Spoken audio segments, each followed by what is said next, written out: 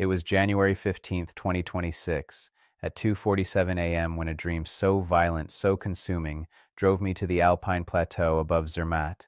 And there, surrounded by jagged peaks that pierced the pre-dawn darkness like the broken teeth of ancient giants, the wind screaming across the barren rock with a sound like 10,000 voices crying out in warning, the temperature so far below freezing that each breath crystallized instantly into clouds of white vapor that disappeared into the star-scattered void above me, Jesus appeared with tears streaming down his face and spoke words that shattered everything I thought I knew about February 2026. Not everyone who sees this message is meant to see it. Some will scroll past, some will ignore it. But you've been marked. You've been chosen to hear this. And what I'm about to share with you will change everything you think you know about what's coming in the next few weeks. But before I continue, I need you to do something. Right now in the comments below, I need you to type your prayer requests. I don't care how impossible they seem. I don't care how long you've been waiting.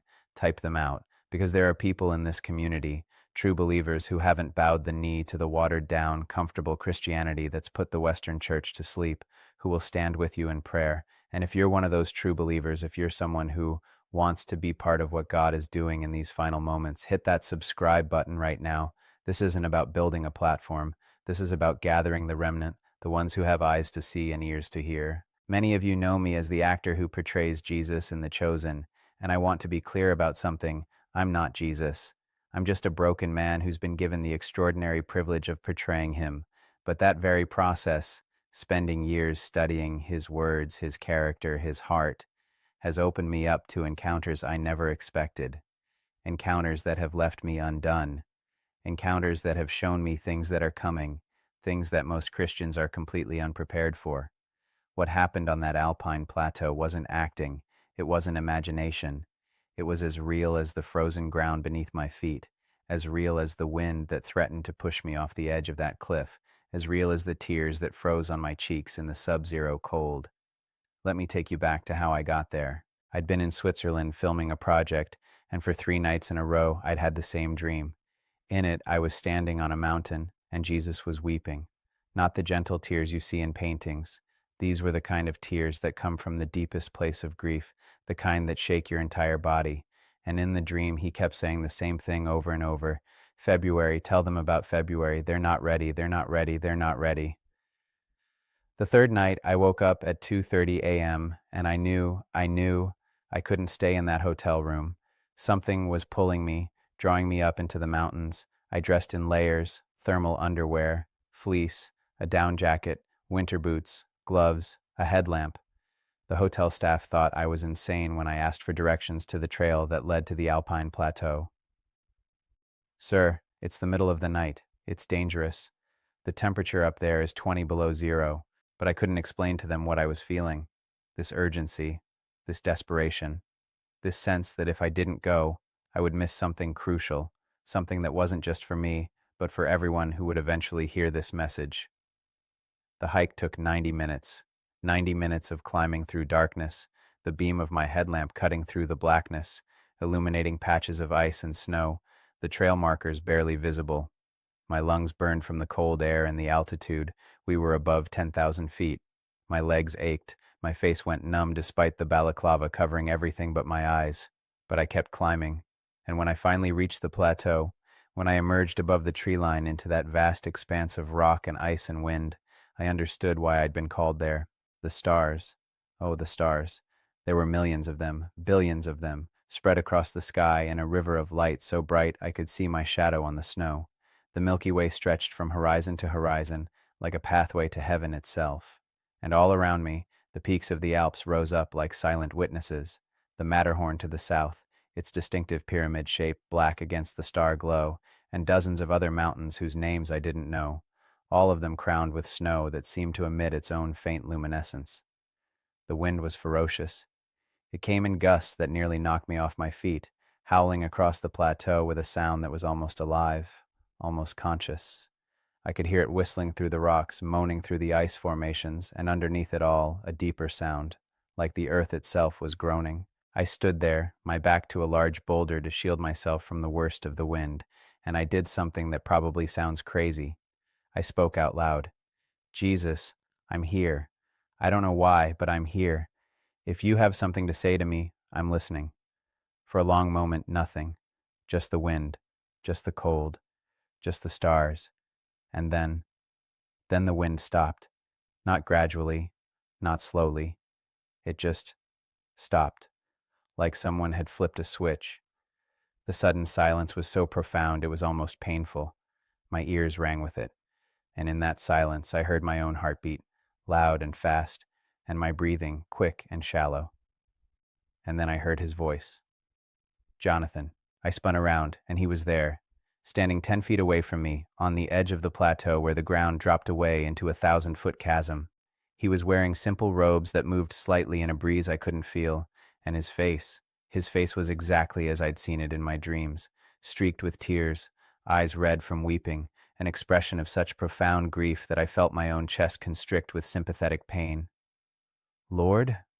My voice came out as a whisper, barely audible even to myself. He took a step toward me, and I noticed that his feet left no prints in the snow. He moved like he was part of the landscape itself, like the mountain had given him form. Do you know why I brought you here? He asked. His voice was gentle but carried an undertone of such urgency that I felt my pulse quicken. No, Lord, I just knew I had to come. He nodded slowly, and more tears spilled down his cheeks.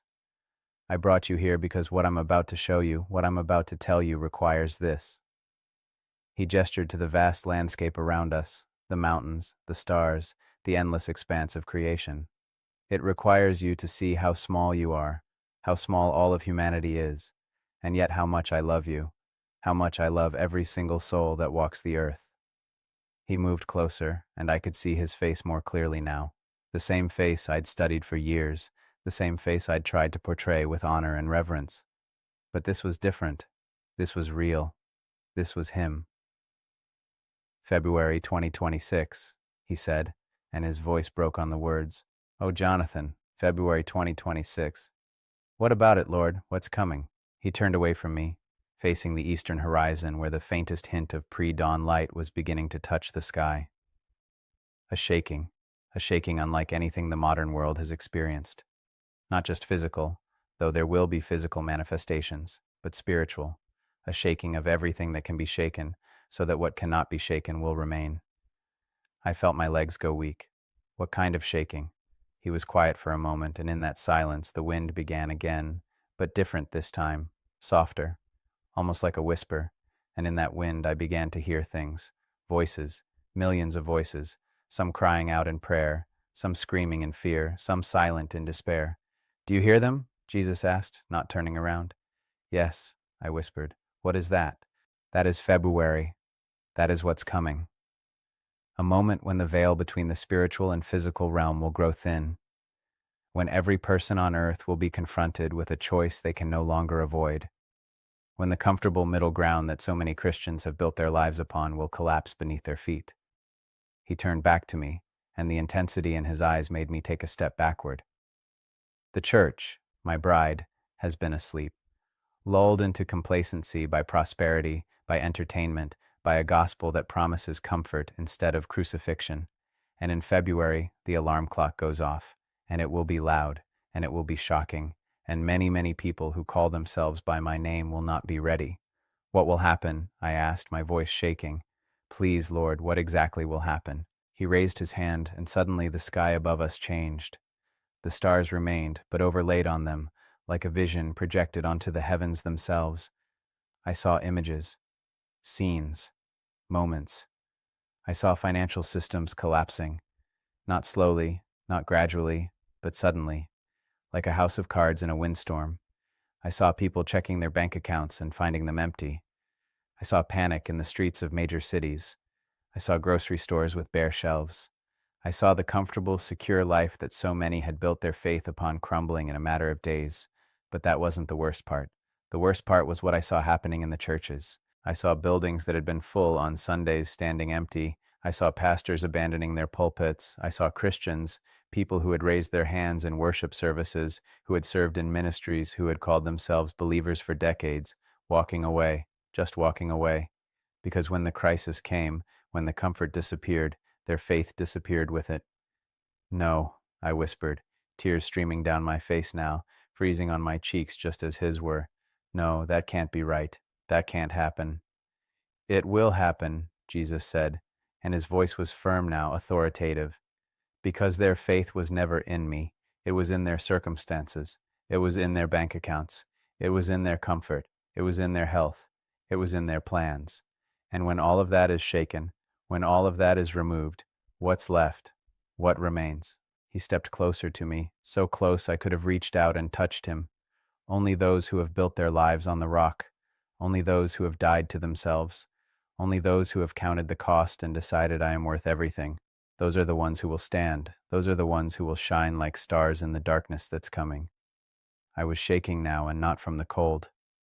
Why are you telling me this? Why me? Because you have a voice, he said simply. Because people listen to you. Because you've been given a platform, and that platform is not an accident. It's not for your glory. It's for this moment. It's to warn them. It's to prepare them. It's to tell them that February is coming, and they need to get ready now. The vision in the sky faded, and we were left standing there in the pre-dawn darkness, the stars slowly disappearing as the eastern horizon grew lighter. There's more, Jesus said quietly. So much more I need to show you, but not tonight. Tonight, you've seen enough. Tonight, you understand the urgency. Tomorrow night, come back here. Come back to this place, and I will show you what those who stand firm will experience. I will show you the glory that awaits those who refuse to be shaken. I'll be here, I said immediately. I'll be here, Lord. He smiled then, the first smile I'd seen from him, and it was like the sun breaking through clouds. I know you will. You were marked for this, Jonathan. Before you were born, before you took your first breath, I knew this moment would come. I knew you would stand on this mountain and hear these words and carry them to my people. He began to fade then, becoming translucent like morning mist, but his voice remained, echoing across the plateau. Tell them February is coming. Tell them to build their lives on the rock. Tell them that everything that can be shaken will be shaken. Tell them that I am coming soon, and I am looking for a bride who is ready, who is watching, who is waiting with oil in her lamp. And then he was gone. The wind returned with full force, nearly knocking me off my feet. The cold crashed back into my awareness, making me gasp. My fingers were numb inside my gloves. My face felt like it was made of ice. But I was alive. I was awake. And I had a message that was burning in my chest like a fire. I stood there for another 10 minutes, watching as the sun began to rise behind the mountains to the east, painting the snow-covered peaks in shades of pink and gold. The beauty was almost unbearable. How could a world this beautiful be facing what he'd shown me? How could a God this loving allow such a shaking?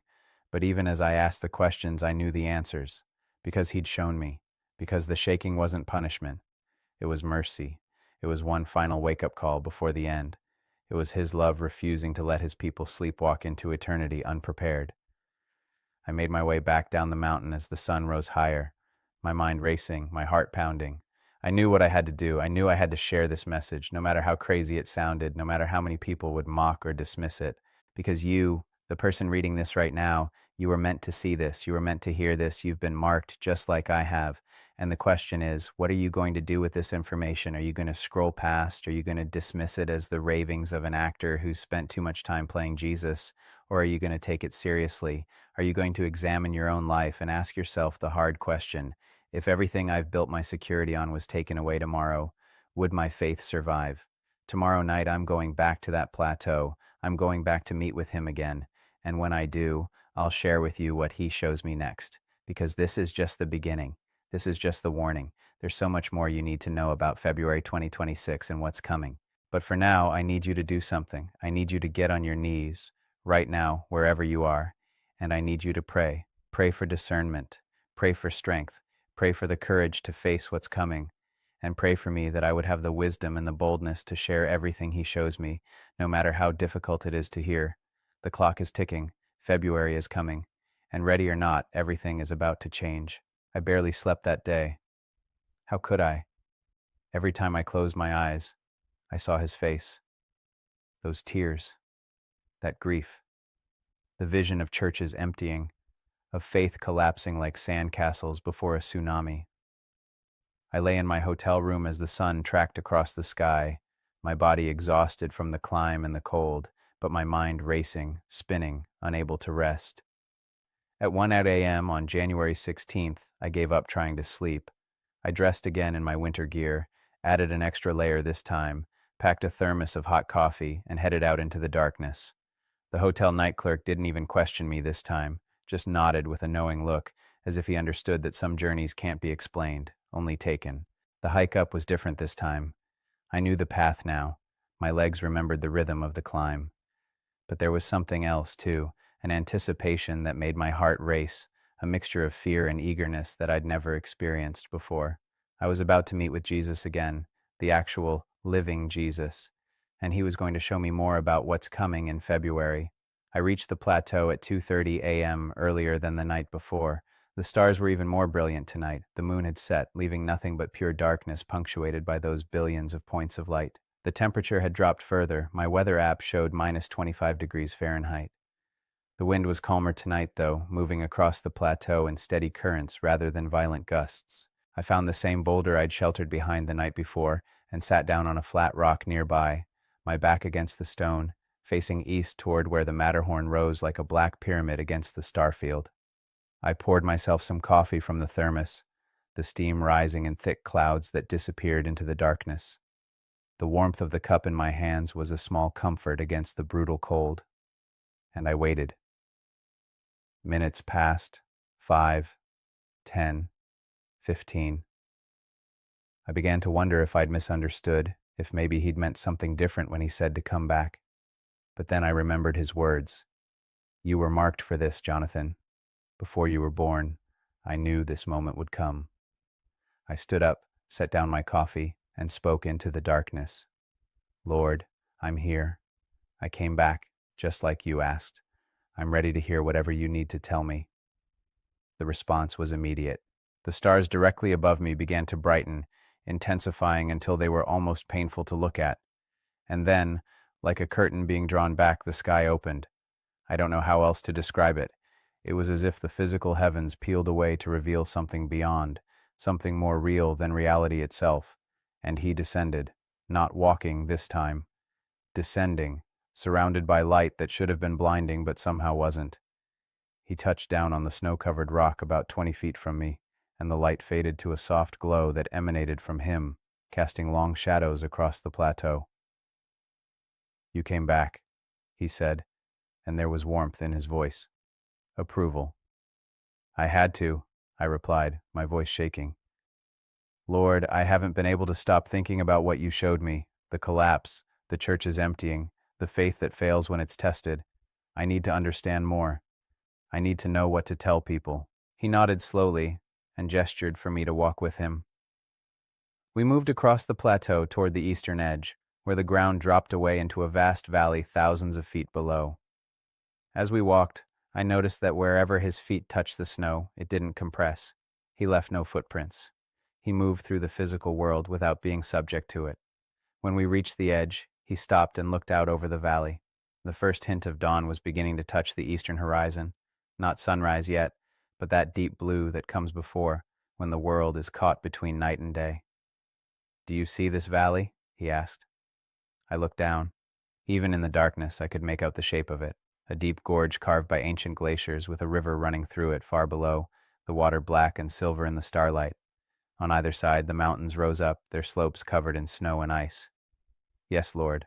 This valley represents the church as it is now, deep, established, carved out over centuries. It looks permanent, it looks unmovable, but do you know what created this valley?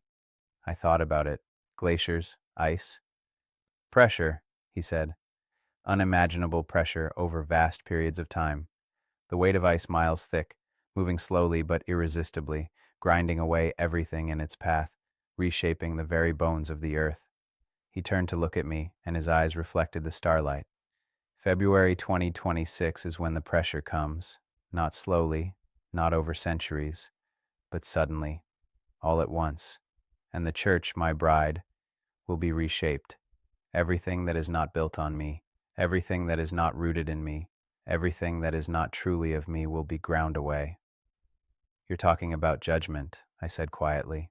I'm talking about refinement, he corrected. I'm talking about purification. I'm talking about the fire that burns away the dross so that only the gold remains. Yes, it will feel like judgment to those who have built their lives on sand, but to those who have built on the rock, it will be the moment they've been waiting for, the moment when everything false is stripped away and only truth remains. He raised his hand, and once again the sky above us transformed into a canvas for his visions. But this time, what he showed me was different, more specific, more detailed, and infinitely more challenging. I saw a specific church, I won't name it, but it was one of those megachurches, the kind with thousands of members, state-of-the-art facilities, professional production, celebrity pastors. In the vision, it was a Sunday morning in February. The parking lot was full, the worship team was on stage, the lights were perfect, the sound was flawless. And then something happened. I couldn't see exactly what. It was like the vision was showing me the effect without revealing the cause. But suddenly people started leaving. Not everyone, not all at once, but a steady stream of people getting up from their seats, walking out of the sanctuary, getting in their cars, and driving away. The pastor tried to continue the service, the worship team kept playing, but more people left, and more, until by the end of the service, the massive sanctuary that had been packed was less than half full. What happened? I asked Jesus. What made them leave? The comfort disappeared, he said simply. The promise of prosperity was broken. The guarantee of blessing was revoked. And when that happened, their reason for being there disappeared with it. The vision shifted. Now I saw the same church a month later. The parking lot was nearly empty. The lights were off. A for sale sign stood near the entrance. No, I whispered. That can't be right. These are good people. They're sincere. They're sincere about what they can get from me. Jesus interrupted, and his voice was firm, but not harsh. They're sincere about the blessings. They're sincere about the prosperity. They're sincere about the comfort. But are they sincere about me? Are they willing to follow me when it costs them everything? Are they willing to take up their cross daily? Are they willing to lose their life to find it? He let the vision fade and turned to face me fully. Jonathan, I need you to understand something. What's coming in February is not my anger. It's my mercy. It's one final opportunity for people to examine their faith and ask themselves, is it real? Is it genuine? Is it built on me, or is it built on what I can do for them? I was trembling now, and not from the cold. Lord, how do people prepare for this? What do I tell them to do? He smiled, but it was a sad smile. You tell them the same thing I've been telling them for 2,000 years. Die to yourself, take up your cross, count the cost. Love me more than father or mother, more than son or daughter, more than your own life. Store up treasures in heaven, not on earth. Seek first my kingdom and my righteousness. These aren't new teachings, Jonathan. They're ancient, they're foundational, but they've been buried under layers of comfortable Christianity, under prosperity gospel, under self-help spirituality dressed up in biblical language. He began walking again, and I followed. We moved along the edge of the plateau, the vast drop-off to our right, the star-filled sky above us. The temperature continued to drop. My breath came out in thick clouds, and ice was forming on my beard and eyebrows. Let me show you something else, he said. Let me show you what happens to those who stand firm. He stopped at a point where a large rock formation jutted out over the edge, creating a natural platform. He stepped onto it, and I followed carefully, very aware of the 1,000-foot drop just inches from my feet. Look down, he said. I looked. The valley below was still mostly dark, but the pre-dawn light was growing stronger, and I could see more details now. The river, the scattered trees, the small villages with their lights just beginning to come on. What do you see? He asked. The valley, the river, some towns. Look deeper. I stared harder, and then, I don't know how to explain this, my vision changed. It was like I was seeing with different eyes, spiritual eyes, and what I saw made me gasp. The valley was full of people, millions of them. Some were walking purposefully, moving with direction and confidence, but most were wandering, stumbling, lost in darkness even though the dawn was breaking. They were reaching out, grasping at things that dissolved in their hands. They were crying out, but their voices made no sound. These are the ones who will be shaken in February, Jesus said quietly. These are the ones whose faith is built on sand. Watch what happens to them. As I watched, a wind began to blow through the valley. Not a physical wind, but something else, something spiritual. And as it blew, people began to fall. Not physically, but spiritually. I could see their light, and I realized that each person had a light, some bright, some dim, beginning to flicker and fade. Some went out entirely, others dimmed to almost nothing. But then I saw something else. Scattered throughout the valley, there were people whose lights didn't dim. In fact, as the spiritual wind blew harder, their lights grew brighter. They stood firm while others fell around them. They reached out to help those who were stumbling. They became like beacons in the darkness. "These are my remnant," Jesus said, and his voice was filled with pride and love. "These are the ones who have counted the cost. These are the ones who have built their lives on me, not on circumstances. These are the ones who will shine like stars in the darkness of February 2026. Tears were streaming down my face now, freezing on my cheeks. I want to be one of them, Lord. I want to stand firm. But I'm afraid. I'm afraid I'm not strong enough. I'm afraid my faith isn't deep enough. He turned to me, and the compassion in his eyes was overwhelming. Jonathan, do you think any of them feel strong enough? Do you think any of them feel like their faith is deep enough? Strength doesn't come from feeling strong. It comes from knowing you're weak and clinging to me anyway. Faith doesn't grow in comfort. It grows in crisis. And what's coming in February will be the greatest crisis of faith the modern church has ever faced. He reached out and placed his hand on my shoulder. I felt warmth spread through my body, pushing back the cold, filling me with a sense of peace and strength that I'd never experienced before. "I'm not asking you to be strong in yourself," he said. "I'm asking you to be strong in me. I'm not asking you to have perfect faith. I'm asking you to have genuine faith. I'm not asking you to be fearless. I'm asking you to be faithful despite your fear." The vision in the valley faded, and we were left standing on that rock outcrop, the dawn growing brighter behind the mountains, the stars beginning to fade. "There's one more thing I need to show you tonight," he said.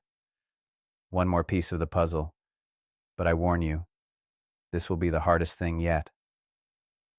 I nodded, not trusting my voice. He gestured to the sky, and another vision appeared. This time, I saw families. Christian families. Families I recognized from churches I'd visited, from conferences I'd attended, from social media posts I'd seen. Good people, sincere people, people who loved God and served Him faithfully. But in the vision, I saw these families torn apart, not by persecution from outside, but by division from within. I saw husbands and wives arguing about faith, about what to believe, about whether to hold firm or to compromise. I saw children rejecting their parents' faith because when the crisis came, they saw their parents' faith fail. I saw parents heartbroken as their adult children walked away from everything they'd been taught. "Why are you showing me this?" I asked, my voice breaking. "This is too much. This is too hard." "Because it's the truth," he said gently. "Because in February, every person will have to make their own choice. You cannot carry someone else's faith for them. Parents cannot believe for their children. Spouses cannot believe for each other. Every individual will stand before the crisis and decide, is my faith real? Is it mine? Is it worth everything?" He paused, and when he spoke again, his voice was thick with emotion. "This is what breaks my heart, Jonathan. Not the buildings that close, not the programs that end, not the ministries that fail, but the families that fracture, the relationships that shatter, the love that grows cold. Because when faith fails, everything built on that faith fails with it." I was sobbing now, my shoulders shaking, my breath coming in gasps. "How do we prevent this? How do we stop it?" "You can't stop it," he said, "but you can prepare people for it. You can warn them. You can tell them that the shaking is coming, and they need to build their lives on the rock now, not later, not when the crisis hits. Now, today, this moment." He stepped closer to me, and I felt his presence like a physical force, like standing next to a fire that gives off heat and light. "Tell them this, Jonathan. Tell them that in February 2026, everything that can be shaken will be shaken. Tell them that their bank accounts will not save them, their retirement plans will not save them, their health will not save them, their intelligence will not save them, their connections will not save them. Only I can save them. Only faith in me, genuine faith, tested faith, proven faith will stand when everything else falls." The dawn was breaking now, the sun just beginning to peek over the eastern mountains, painting the snow-covered peaks in brilliant shades of orange and pink and gold. The beauty was almost painful in its intensity. "Look at this," Jesus said, gesturing to the sunrise. "This is what comes after the darkness. This is what awaits those who stand firm through the shaking. Glory, beauty, light, a new day, a new beginning, a church purified and refined, ready to be my bride. He turned to me one last time. Tomorrow night, come back one more time. There's one final thing I need to show you. The most important thing. The thing that will make sense of everything else. I'll be here, I said immediately. He smiled, and this time it was a full smile, radiant and joyful. I know you will. You're faithful, Jonathan. Even in your fear, even in your weakness, you're faithful. And that's all I ask. He began to fade, becoming translucent in the growing light of dawn. But his voice remained, echoing across the plateau. Tell them to prepare. Tell them to examine their faith. Tell them that February is coming, and it will separate the wheat from the chaff, the sheep from the goats, the genuine from the counterfeit. Tell them that I love them too much to let them continue in comfortable deception. Tell them that the shaking is mercy. And then he was gone. I stood there on that rock outcrop as the sun rose fully above the mountains, bathing the entire Alpine plateau in golden light. The cold was still brutal, but I barely felt it. My mind was reeling from everything I'd seen, everything he'd told me. I made my way back down the mountain slowly, carefully, my legs weak from exhaustion and emotion. By the time I reached the hotel, it was mid-morning. I went straight to my room, fell onto the bed fully clothed, and slept for 12 hours straight. When I woke, it was evening, and the first thing I did was open my laptop and start writing. I had to get this message out. I had to warn people. Because February is coming. It's coming fast. And most people have no idea what's about to hit them. Listen to me. I know some of you are skeptical. I know some of you think I've lost my mind. I know some of you are thinking, he's just an actor. He's not a prophet. He's not a theologian. Who is he to claim he's having encounters with Jesus? And you're right. I'm just an actor. I'm nobody special. I'm a broken, flawed, struggling human being who happens to have been given a platform through The Chosen. But that's exactly why he chose me for this, because I have no credentials to fall back on, because I have no theological degrees to hide behind, because all I can do is tell you what I saw, what I heard, what I experienced, and I'm telling you, February 2026 is going to shake everything. Your faith will be tested like never before. And the question you need to ask yourself right now today is this: is my faith built on the rock, or is it built on sand? Because when the storm comes, and it is coming, only one of those foundations will stand. Tomorrow night, I'm going back up that mountain one more time, and when I do, I'll share with you the final piece of the puzzle, the most important revelation, the thing that will either give you hope or terrify you, depending on the state of your faith. But for now, I need you to do something. I need you to get alone with God. Turn off your phone, turn off the TV, get away from all distractions, and I need you to ask Him honestly and openly, is my faith real? Is it genuine? Is it built on you? Or is it built on what you can do for me? And then listen, really listen, because He will answer you. He will show you the truth about your own heart. And that truth might be uncomfortable.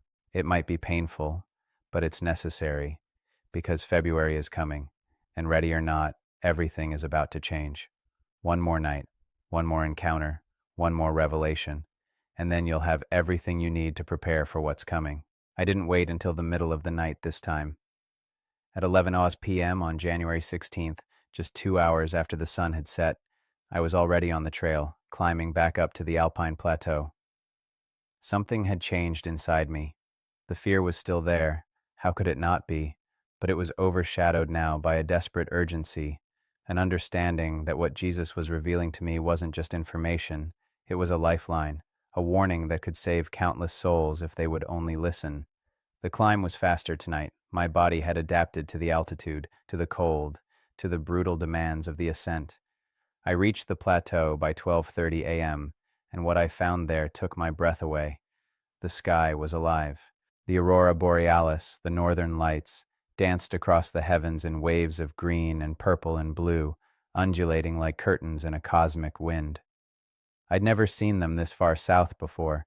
They shouldn't have been visible here, not in the Swiss Alps. But there they were, shimmering and pulsing, casting an ethereal glow across the snow-covered plateau that made everything look otherworldly. The temperature had dropped even further. My weather app showed -30 degrees Fahrenheit, the kind of cold that makes your lungs ache with every breath, that makes exposed skin go numb in seconds, that makes you question whether you'll survive the night. But I was prepared this time. Extra layers, hand warmers, a better balaclava. I was ready for whatever was coming. I walked to the center of the plateau, to a spot where the ground was relatively flat and the view was unobstructed in all directions. The Matterhorn rose to the south, its peak illuminated by the aurora's glow. To the north, east, and west, dozens of other peaks stretched to the horizon, an endless sea of mountains and ice. And I waited, but not for long. At exactly 1 a.m., the aurora intensified. The colors grew brighter, more vivid, pulsing with a rhythm that seemed almost like a heartbeat. And then, in the center of that cosmic display, a point of light appeared, brighter than the aurora, brighter than the stars, brighter than anything I'd ever seen. It descended rapidly, and as it came closer, I realized it wasn't just light. It was him, Jesus. But different this time, more glorious, more powerful, more kingly. He touched down on the plateau with such force that the ground trembled beneath my feet. Snow exploded outward in a perfect circle around him. The aurora above seemed to bow in his presence, the colors intensifying and swirling around him like a living crown. He was dressed differently tonight, not the simple robes of the previous encounters, but garments that seemed to be woven from light itself, brilliant white with threads of gold running through them. His face was radiant, almost too bright to look at directly. His eyes blazed with an intensity that was both terrifying and beautiful. "Jonathan," he said, and his voice was like thunder rolling across the mountains, echoing off the peaks, reverberating through my chest. "Are you ready for the final revelation?" I fell to my knees. I couldn't help it. The sheer power and majesty radiating from him was overwhelming. "Yes, Lord," I managed to say, my voice barely a whisper against the magnitude of his presence. "Then stand," he commanded. "Stand and witness what is coming. Stand and see what February holds. Stand and understand why I have brought you here, why I have shown you these things, why I have marked you as a messenger." I stood on shaking legs, and he gestured to the sky. The aurora parted like a curtain, and beyond it, I saw something that defied description. It was like looking through a window into another dimension, another reality. And what I saw there made everything else he'd shown me pale in comparison. I saw the earth from above, as if I were looking down from space. But this wasn't the earth as it is now. This was the earth in February 2026, and it was in chaos. I saw financial markets in complete collapse, not just a recession, not just a depression, but a total systemic failure. I saw the dollar losing its value overnight. I saw banks closing their doors. I saw ATMs that wouldn't dispense cash. I saw credit cards that wouldn't work. I saw a global economy that had been built on debt and speculation and manipulation simply stopping. "This is the physical manifestation," Jesus said, his voice cutting through my shock. "This is what people will see with their natural eyes. But watch what happens in the spiritual realm." The vision shifted, and now I could see both dimensions at once, the physical and the spiritual. And what I saw in the spiritual realm was even more terrifying. I saw demons, actual demons, celebrating, dancing in the streets, whispering in people's ears, feeding on fear and panic and despair. I saw them moving through churches, through Christian homes, through the hearts of believers, looking for any crack, any weakness, any foothold they could exploit. But I also saw angels, warrior angels, standing guard over certain people, certain families, certain churches. They were outnumbered, but they were powerful, radiating light that pushed back the darkness. And the people they were guarding, those people weren't panicking. They weren't in despair. They were calm, focused, praying, worshiping, standing firm. "Do you see the difference?" Jesus asked you. "Do you see why some will stand and others will fall?" "The ones who are standing," I said slowly, understanding dawning. "They prepared. They built their lives on you. They're not trusting in money or security or comfort. They're trusting in you alone." "Yes," he said, and there was satisfaction in his voice. "But it's more than that. Watch closely." The vision zoomed in on one of the people who was standing firm, a woman, maybe in her 50s, in what looked like a suburban home. The physical realm showed chaos around her, empty grocery stores, neighbors arguing in the streets, news reports of riots and violence. But she was in her living room, on her knees, praying. And as she prayed, light emanated from her. Not metaphorical light, actual visible light that pushed back the darkness, that created a sphere of peace around her home. "This is what I've been trying to tell my church for 2,000 years, Jesus said, and his voice was filled with both frustration and love. "This is the power that's available to every believer, Not power to avoid suffering, not power to escape trials, but power to stand firm in the midst of them, power to be light in the darkness, power to be salt that preserves, power to be a city on a hill that cannot be hidden. He turned to face me fully, and the intensity of his gaze made me want to look away, but I couldn't. I was locked in, held by the sheer force of his presence. February 2026 is not the end, Jonathan. It's the beginning. It's the beginning of the greatest harvest of souls the world has ever seen. Because when everything else fails, when every false god is exposed, when every counterfeit security is stripped away, people will be desperate for truth. They will be hungry for something real. And those who have stood firm, those who have built their lives on me, those who have genuine faith, they will be the ones who lead that harvest. The vision shifted again, and now I saw the aftermath. Weeks after the initial collapse, months after, and what I saw gave me hope for the first time since these encounters began. I saw house churches springing up everywhere, not the comfortable, program-driven churches of before, but raw, authentic gatherings of believers who had been refined by fire. I saw people sharing everything they had. I saw the wealthy giving to the poor without hesitation. I saw racial barriers dissolving. I saw denominational walls crumbling. I saw the church, the real church, the bride of Christ, finally becoming what it was always meant to be. I saw miracles, real miracles, not the staged, theatrical productions of some modern ministries, but genuine demonstrations of God's power. I saw the sick healed. I saw the demonized set free. I saw the dead raised. I saw signs and wonders that made the book of Acts look tame by comparison. This is what awaits those who stand firm, Jesus said, and his voice was filled with joy now. This is the glory that will be revealed. This is why the shaking is necessary, because the church I'm coming back for is a glorious church, without spot or wrinkle or any such thing. And the only way to remove those spots and wrinkles is through fire, through testing, through trials that separate the genuine from the counterfeit. I was weeping openly now, tears streaming down my face and freezing instantly in the brutal cold. Lord, how do people prepare for this? I've asked you before, but I need to know specifically. What do they do? What do I tell them? He raised his hand, and the vision disappeared. We were alone again on the plateau, just the two of us, surrounded by the aurora and the stars and the endless expanse of mountains. I'm going to give you a specific instruction, he said, not just for you, but for everyone who hears this message. Are you ready? Yes, Lord. For the next 30 days, from now until February 15th, 2026, I want every person who hears this message to do something. Every single day, without exception, I want them to spend 30 minutes in my presence, not reading about me, not listening to sermons about me, not singing songs about me, but actually being with me in silence, in stillness, in surrender. He began to pace, and with each step, the snow beneath his feet glowed with residual light. Here's what will happen in those 30 minutes.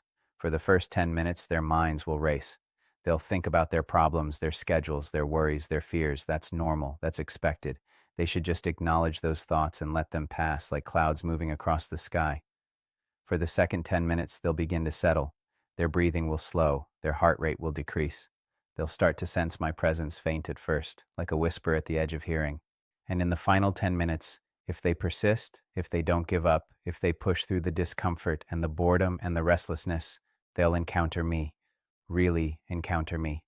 Not in a vision necessarily, not in an audible voice, but in a knowing, a certainty, a deep, unshakable awareness that I am real, that I am present, that I am with them.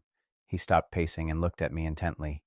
If they do this every day for 30 days, by the time February comes, they will be ready.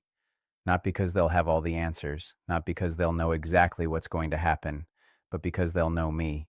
And when you know me, really know me, you can face anything. I was nodding, committing every word to memory. What else, Lord? What else do they need to do? They need to examine their lives ruthlessly, he said, and his voice became stern. They need to ask themselves hard questions. Where is my security really placed? What would I do if my bank account was emptied tomorrow? What would I do if I lost my job? What would I do if my health failed? What would I do if my comfortable life was stripped away? And if the answer to any of those questions involves panic, despair, or loss of faith, then their foundation is not on me, it's on their circumstances. He moved closer to me, and I could feel the heat radiating from him, pushing back the cold. They need to repent, Jonathan, not the shallow emotional repentance that happens at altar calls and is forgotten by Tuesday, but deep, genuine repentance.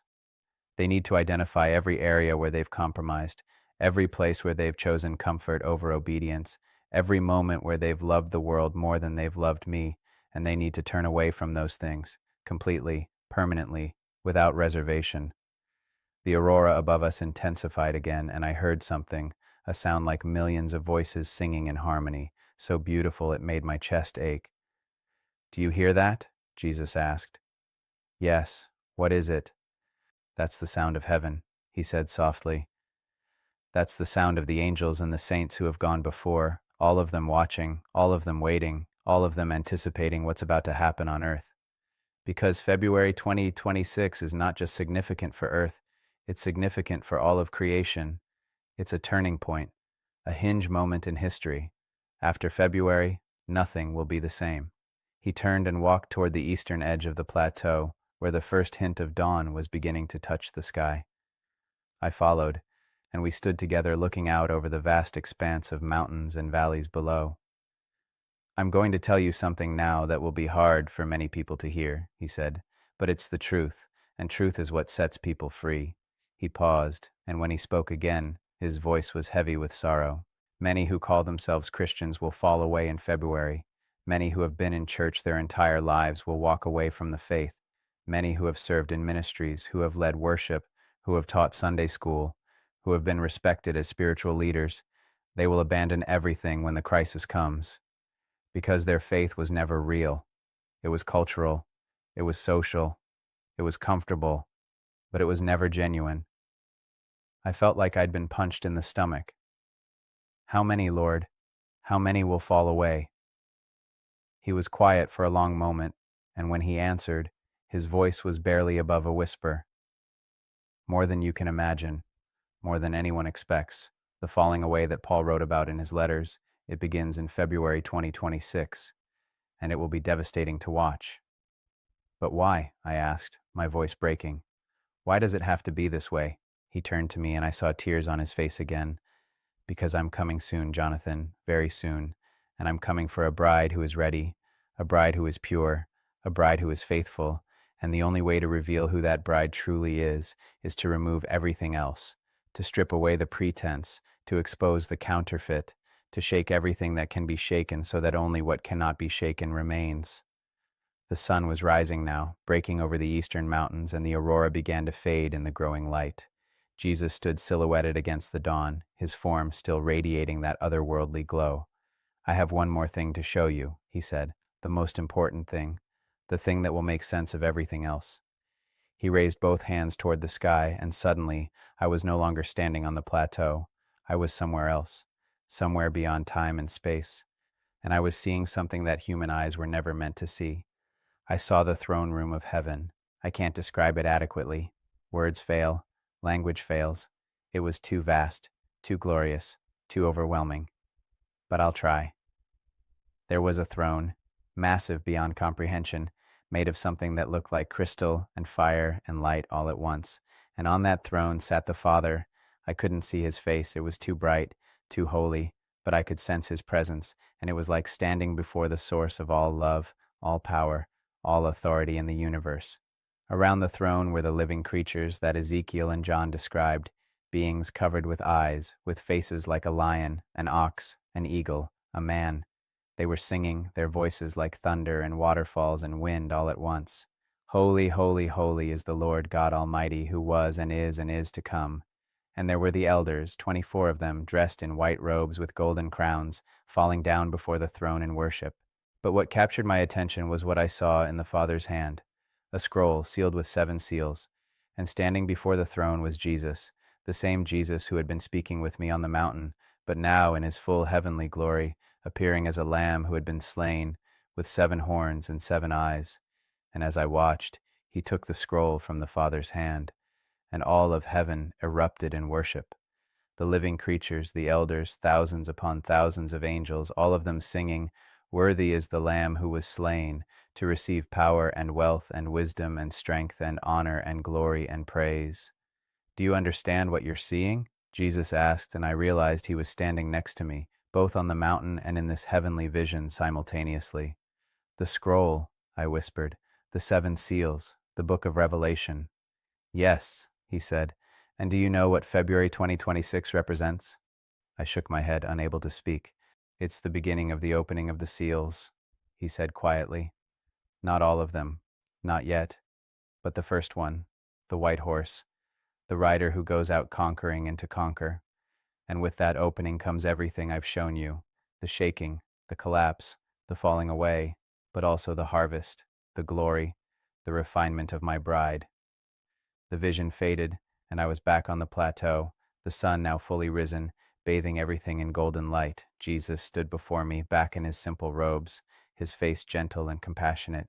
This is why I've shown you these things, he said. This is why I've brought you here 3 nights in a row, because time is short, because February is coming, because my people need to be ready, and most of them aren't. Most of them are asleep. Most of them are comfortable. Most of them have no idea what's about to hit them. He placed both hands on my shoulders, and I felt strength flow into me, courage I didn't possess on my own. Go and tell them, Jonathan. Tell them everything you've seen. Tell them everything you've heard. Tell them that February 2026 is the beginning of the end. Tell them that the shaking is coming, but so is the glory. Tell them that many will fall, but those who stand will shine like stars. Tell them that I love them too much to let them continue in comfortable deception. Tell them that the time for playing church is over. Tell them that I'm coming soon, and I'm looking for a bride who is ready. He began to fade, becoming translucent in the morning light. Will I see you again? I asked desperately. You see me every day, he said with a smile. In my word, in my people, in the beauty of creation, in the still, small voice that speaks to your heart. But yes, we will meet again, when your work is done, when you've delivered the message I've given you, when you stand before my throne and hear me say, "Well done, good and faithful servant." And then he was gone. I stood alone on that alpine plateau as the sun climbed higher in the sky, warming the frozen landscape, melting the ice that had formed on my beard and eyebrows. I stood there for a long time, trying to process everything I'd seen, everything I'd heard, everything I'd experienced, and then I began the long descent back down the mountain, back to the world below, back to the task he'd given me, to warn, to prepare, to sound the alarm, because February 2026 is coming, and ready or not, everything is about to change. I'm writing this on January 20th, 2026, 5 days after that first encounter on the Alpine Plateau, 5 days since my life changed forever, 5 days since I received a message that I know will sound insane to some, heretical to others, and like a lifeline to those who have ears to hear. I went back to that plateau yesterday afternoon, in the daylight this time.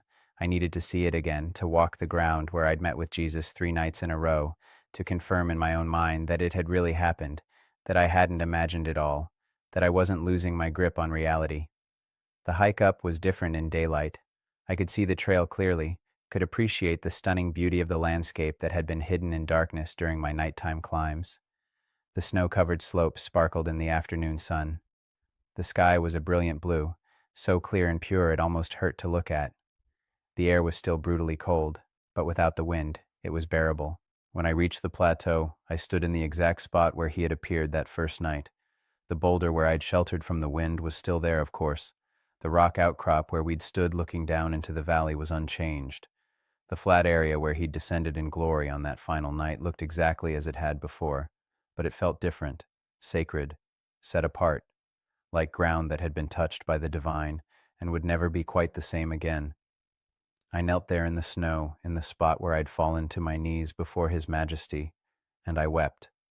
Not from fear this time, not from the overwhelming nature of what I'd seen, but from gratitude, from the sheer, undeserved privilege of having been chosen to receive this message, to be a messenger, to be marked for this purpose.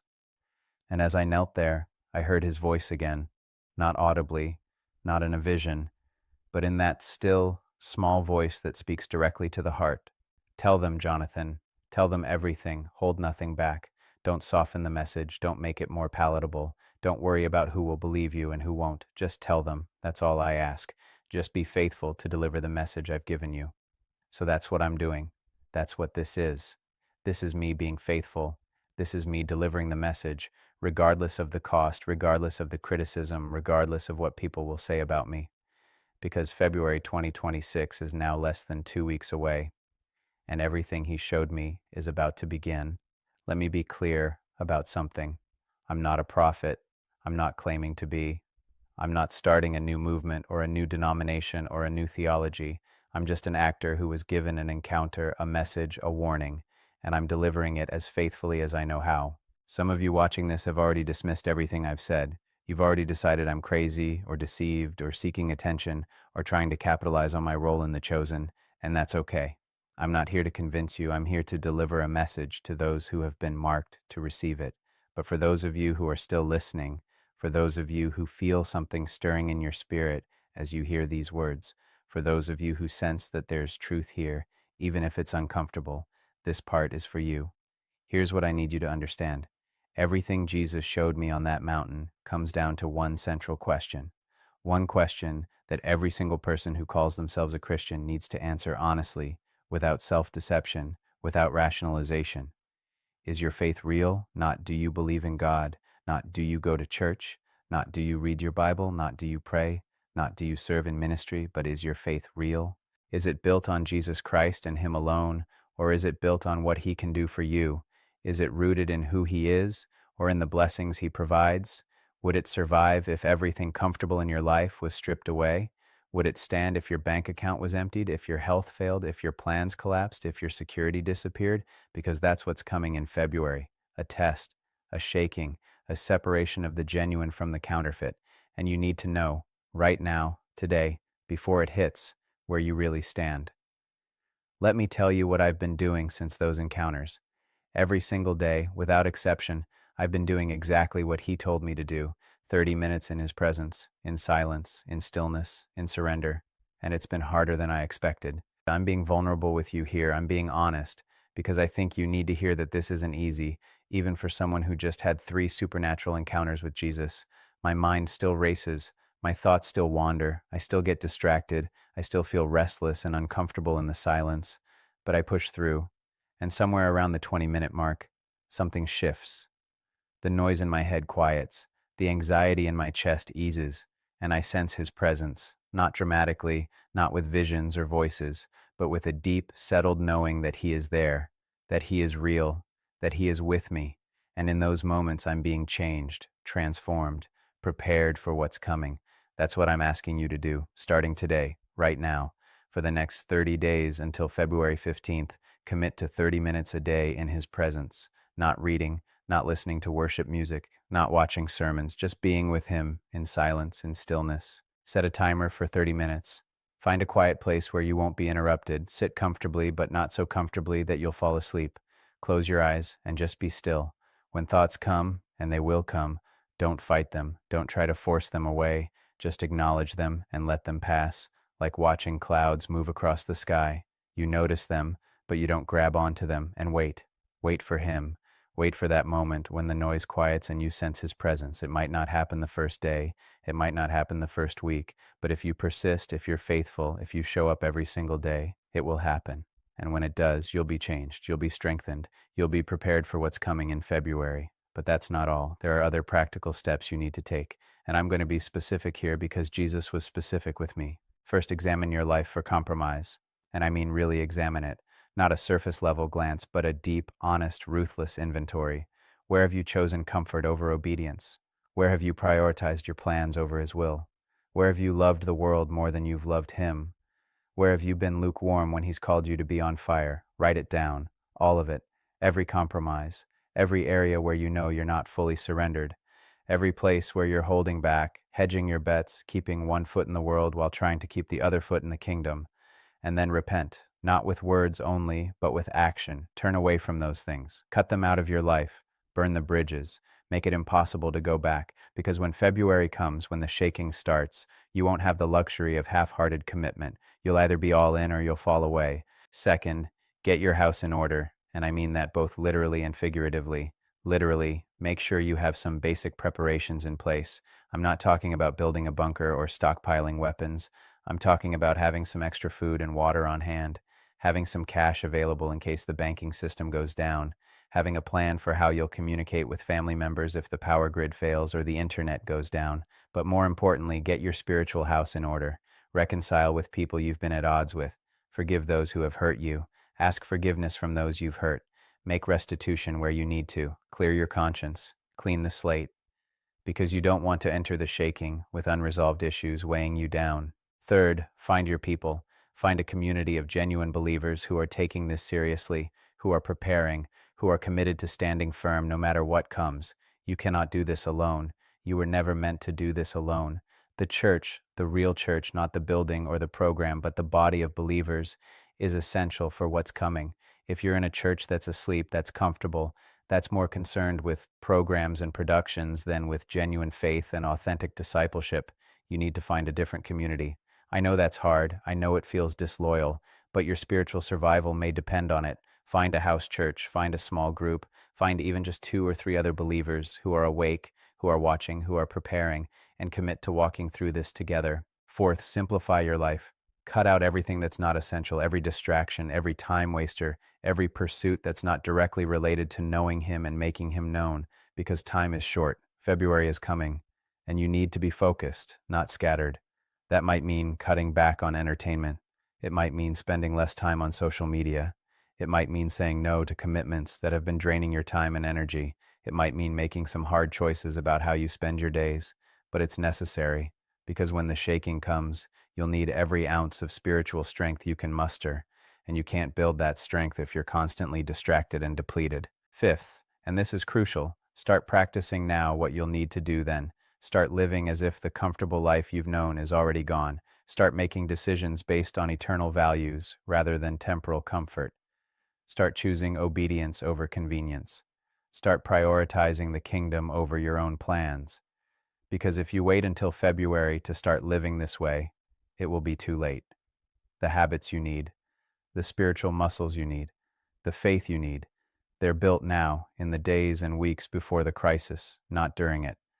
Let me tell you what I've been doing personally. I've canceled projects that would have been lucrative but would have distracted me from this message. I've had difficult conversations with family members about what's coming and how we need to prepare. I've been giving away money and possessions that I've been holding on to, recognizing that they're just temporary and that I can't take them with me. I've been fasting regularly, training my body to go without, preparing for the possibility that food might be scarce. I've been memorizing scripture, storing up God's word in my heart for the times when I might not have access to a Bible. I've been praying for hours each day, building my relationship with Him, learning to hear His voice more clearly, and I've been sharing this message even though I know it makes me sound crazy, even though I know it will cost me opportunities, even though I know some people will mock and criticize and dismiss me, because none of that matters compared to the urgency of what's coming. Now, I need to tell you something that Jesus made very clear to me on that final night on the mountain.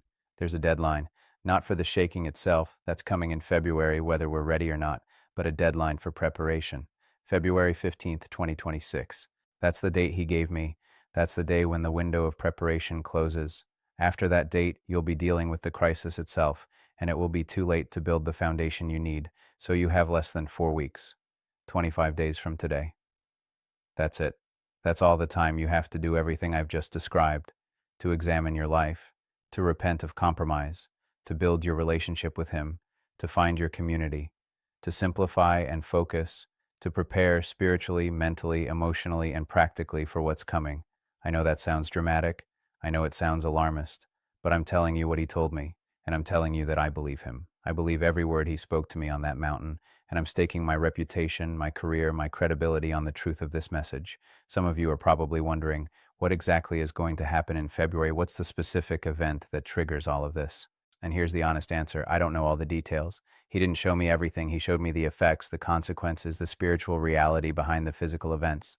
But the specific trigger, the exact date, the precise mechanism, those weren't revealed to me. What I do know is this: it will be sudden, it will be shocking, it will be undeniable, and it will force every person to make a choice about what they really believe and where their faith really lies. It might be economic, it might be political, it might be natural disaster, it might be some combination of all three. But whatever the physical manifestation is, the spiritual reality is what matters. And the spiritual reality is that everything that can be shaken will be shaken. Now, I want to address something directly. Some of you are thinking, but Jonathan, what if you're wrong? What if February comes and goes and nothing happens? What if this was all just your imagination or a dream or even a deception? And here's my answer. If I'm wrong, if February comes and nothing happens, then I'll be the first to admit it. I'll publicly acknowledge that I was mistaken. I'll apologize for causing unnecessary fear or anxiety. I'll accept whatever consequences come from having shared this message. But I'll also say this: even if I'm wrong about the timing, even if February 2026 isn't the moment when this all begins, everything else I've shared is still true. The call to examine your faith is still valid.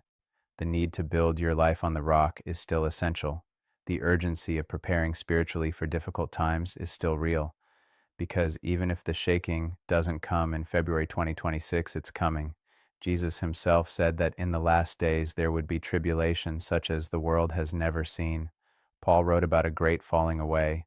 John described seals being opened and judgments being poured out. It's all there in Scripture. The only question is timing, and I believe, with everything in me, based on what I saw and heard on that mountain, that the timing is now, that February 2026 is when it begins. But don't take my word for it.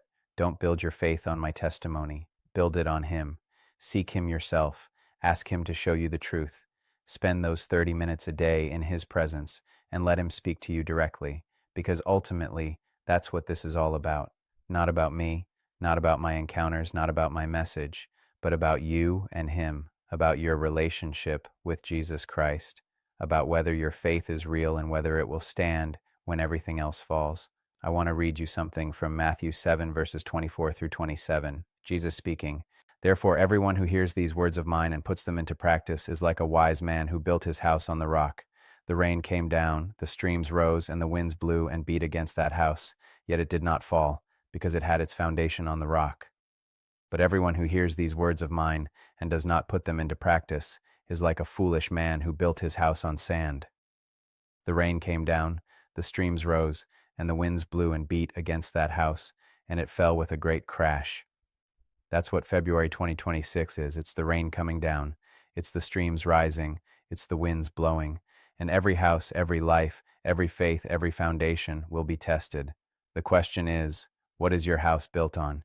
Is it built on the rock, on Jesus Christ, on genuine faith, on authentic relationship with Him?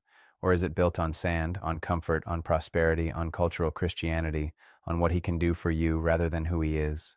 Because when the storm comes, and it is coming, only one of those foundations will stand. I'm going to close with this, with a final word that He spoke to me as I was leaving that plateau for the last time. He said, "Tell them that I love them. Tell them that everything I'm doing, everything I'm allowing, everything that's coming, it's all because I love them too much to let them continue in deception. Tell them that the shaking is mercy. Tell them that the refining fire is love.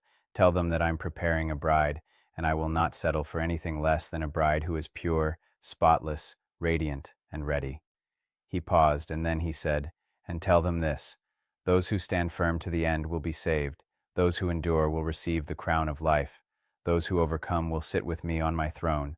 The suffering is temporary, the glory is eternal, and it will all be worth it." So that's what I'm telling you. That's the message. That's the warning and the hope all wrapped together. February 2026 is coming. The shaking is coming. The separation of wheat from chaff is coming, but so is the glory. So is the harvest. So is the refinement that will produce a bride worthy of the bridegroom. And you get to choose which side you're on. You get to choose whether you'll be part of the remnant that stands firm or part of the multitude that falls away. You get to choose whether you'll build on the rock or on the sand. But you have to choose now, today, not tomorrow, not next week, not when February comes and you see the signs for yourself. Now, because by then, it will be too late to build the foundation you need. So here's what I'm asking you to do. Right now, before you close this video, before you move on to the next thing, before you dismiss this message or file it away to think about later, get on your knees, wherever you are. I don't care if you're at work or in a coffee shop or on a bus. Find a way to humble yourself before God and pray this prayer with me. Jesus, I don't know if I'm ready for what's coming. I don't know if my faith is real or if it's just cultural, just comfortable, just convenient. But I want it to be real. I want to be built on the rock. I want to stand firm when everything else is shaking. So I'm asking you now, show me the truth about my own heart. Reveal to me where I've compromised, where I've been lukewarm, where I've loved the world more than I've loved you. Give me the courage to repent.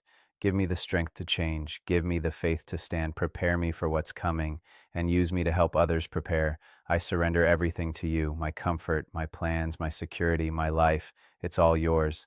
Do whatever you need to do to make me ready. In Jesus' name, amen. If you prayed that prayer, if you meant it, then you've just taken the first step, the most important step, the step that will determine whether you stand or fall when February comes. Now take the next step. Start the 30-minute daily practice today, right now. Set a timer, find a quiet place, and just be with him, and then come back here tomorrow and leave a comment. Tell me what happened. Tell me what you experienced. Tell me what he showed you. Because we're in this together. We're a community of believers who have been marked for this moment, who have been chosen to stand firm, who have been called to be light in the darkness that's coming. I'll be reading every comment. I'll be praying for every person who engages with this message, and I'll be standing with you as we walk through whatever February brings. One more thing. If you know someone who needs to hear this message, share it with them. Don't worry about whether they'll think you're crazy. Don't worry about whether they'll be offended or dismissive. Just share it, because you might be the only person in their life who will warn them. You might be the only voice they hear before it's too late. And if this message has impacted you, if it's changed something in you, if it's awakened something that was asleep, hit that subscribe button. Join this community of true believers. Be part of the remnant that's preparing, that's watching, that's ready. The clock is ticking. February 15th is the deadline. That's 25 days from now, 25 days to prepare, 25 days to build your foundation, 25 days to get ready for the shaking that will change everything. Don't waste them. I'm going to end with one final image, that Alpine Plateau where I met with Jesus 3 nights in a row. When I stood there yesterday in the daylight, looking out over those mountains, those peaks that have stood for millions of years, that have weathered countless storms, that have endured ice ages and earthquakes and the full force of nature's fury, I realized something. Those mountains are still standing because they're built on solid rock. They're not going anywhere. They can't be shaken. They can't be moved. They endure because their foundation is unshakable. That's what he's calling us to be. Mountains, unmovable, unshakable, built on the solid rock of faith in him, standing firm while everything around us collapses, enduring while others fall, shining like beacons of light in the darkness. And when the storm passes, when the shaking is over, when the refining fire has done its work, we'll still be standing, purified, refined, ready, a bride worthy of the bridegroom. That's the promise. That's the hope. That's what awaits those who stand firm. February 2026 is coming. Are you ready?